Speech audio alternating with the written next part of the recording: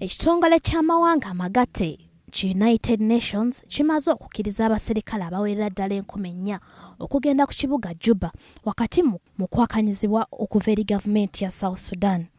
Eggye lino ligenda kukola ku ky'okuuma emirembe, okukuuma bannansi eno wamu n'okulaba engeri bannansi gye bagenda okufuna emmere n'ebikozesebwa mu bulamu bwabwe. Bano bagenda kwegatta ku ggye eryasookayo abaserikale abawerera ddala 1,200. Yo gavumenti ya South Sudan wabula ewakanyizza byonna ebya UN okusindika abaserikale bonna mu ggwanga eryo ng'egamba nti kino kigenda kusannyalaza enteesaganya okuzza emirembe mu ggwanga lino.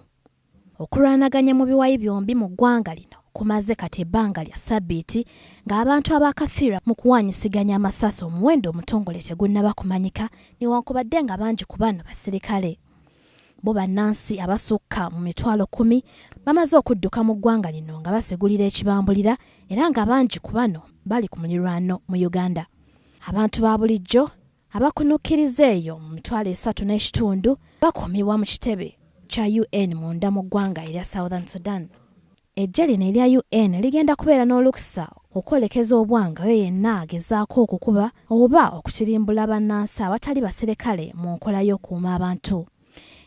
Eggye lino era ligenda kukola ku by'okwerinda ku kisaawe ky'ennyonyi mu kibuga Juba n'okulaba nga batangira obulumbaganyi bonna. Bangi ku baserikale abali mu ggye lino bavudde mu mawanga okuli Ethiopia, Kenya, Rwanda, Sudan, Gatako ne Uganda. Okusinziira ku bakungu mu African Union, eggye lino ligenda kukola kyenkana omulimu ogukolebwa eggye eryateekebwawo mu ggwanga lya Democratic Republic of Congo okulwanyisa abayekera ba M23 mu mwaka ogwa 2013. Lydia Nandujja, sakidde eggulire lino ku WBS TV.